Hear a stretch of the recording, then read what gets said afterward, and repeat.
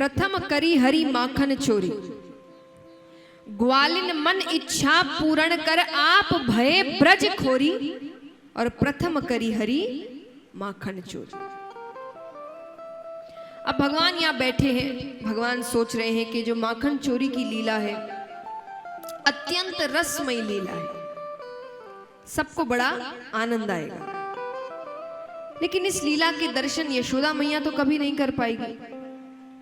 उनको तो हमेशा शिकायत सुनने को मिलेगी, वो तो कभी नहीं देख पाएगी। तो ऐसा क्या करूं कि पहले दर्शन ही यशोदा मैया करें।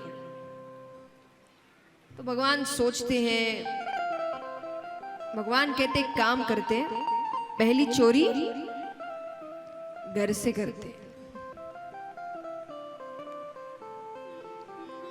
घर में पक्को हो या कि बाहर करने जाऊं। देखिए ऐसे जो भी बच्चे हैं, चोरी नहीं करना चाहिए, बहुत गलत बात है, भगवान पाप देते हैं। बिल्कुल भी चोरी नहीं करना कभी भी, लेकिन चोरी करने के लिए दिमाग चाहिए।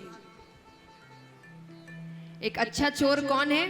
जो कभी पकड़ा ना जाए, पकड़े गए तो फिर क्या चोर।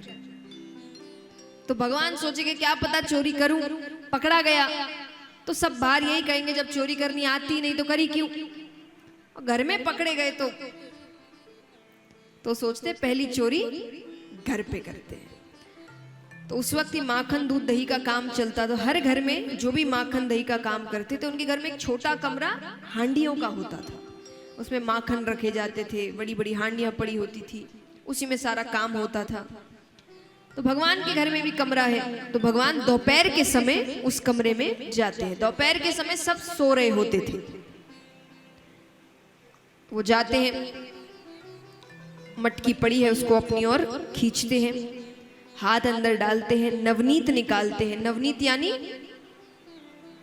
माखन का गोला है, तो नवनीत निकालते हैं और भोग जैसे ही लगाने वाले हैं कि भगवान की नजर उनके ठीक सामने एक कांच पड़ा हुआ था। कांच माने दर्पण, शीशा, वैसा कांच सामने रखा हुआ था।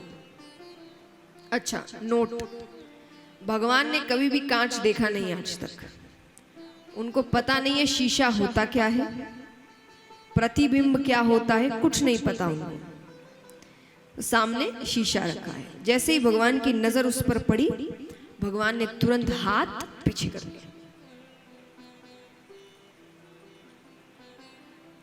भगवान कहते अच्छा ये माता बड़ी होशियार है, माता ने माखन की रखवारी के खातिर एक छोरो पहले से ही खड़ो रखो है, और ये चुपचाप मेरी चोरी देख रहा है। भगवान उसको समझाते हैं, भगवान कहते देख तू भी छोरो मैं भी छोरो, तो एक काम कर, मैया से कुछ मत कहना, क्योंकि ये जो माखन है ना ये मैं अकेले नहीं खाऊंगा, तो ही भी खवाऊंगा। और ये कहकर भगवान कहते ये ले खा ले।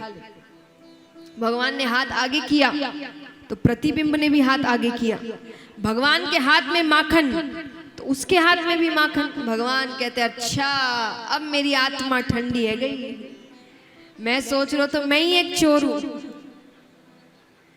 तो मेरे से भी पक्को चोर निकलो, तेने पहले से ही माखन ले रखो है। भगवान कहते अच्छा बात है, चोर चोर मौसेरे भाई, तू मेरी चोरी मत कही है, मैं तेरी चोरी नहीं कहूंगा।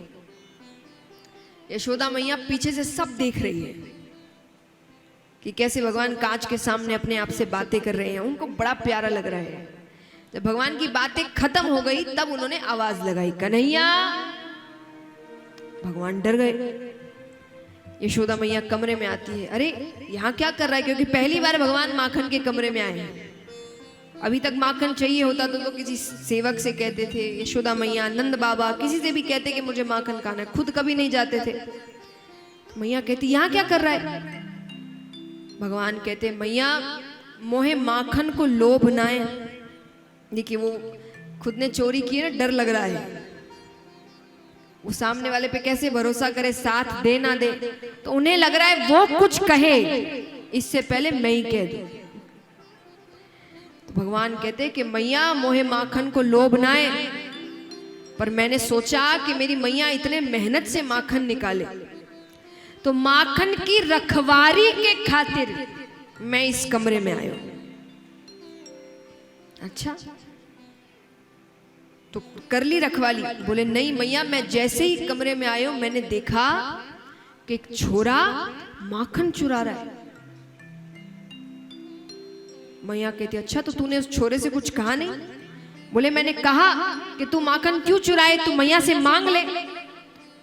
पर मैया, मैं नंदराय को छोड़ो, यो मेरो घर है, मेरे घर में वो मोकू आंख दिखाए। यशोदा मैया कहते अच्छा कहाँ है वो छोरा, दिखाना। तो भगवान यशोदा मैया को खींच के लाते कांच के सामने खड़े होकर, ये देखो ये रो छोरो। मैया कहती कन्हैया ये छोरा तू ही है। भगवान कहते मैं कैसे? तब उनको उन्होंने गोद में उठाया। अब देखिए फोन इत्यादि अब आए हैं, कैमरा अब आया है, तब पता चलता है व्यक्ति को कि हम दिखते कैसे हैं। पर मान लीजिए अगर किसी ने कभी कांच नहीं देखा है और ये सब नहीं था, तो उसको पता ही नहीं होगा वो खुद कैसा दिखता है। लेकिन भगवान यशोदा मैया को तो रोज देखते थे, तो यशोदा मैया ने खुद सामने आकर भगवान को गोद में उठाया और कहा कि देख, तू अपने आप को नहीं पहचानता, मुझे पहचानता है? बोले हाँ। तो बोले उसकी माता ने भी उसको गोद में उठाया, लेकिन उसकी माता और तेरी माता का चेहरा एक कैसे हो रहा है वहां पर?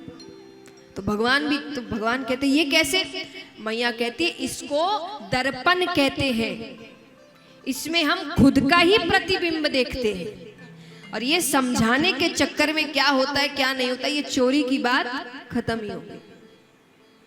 यशोदा मैया भूल गई कि ये क्या करने आया था कमरे में, और वो जाके सब ब्रजवासियों को, अपने पड़ोस वालों को बता रही कि आज कन्हैया ने कितनी प्यारी हरकत की।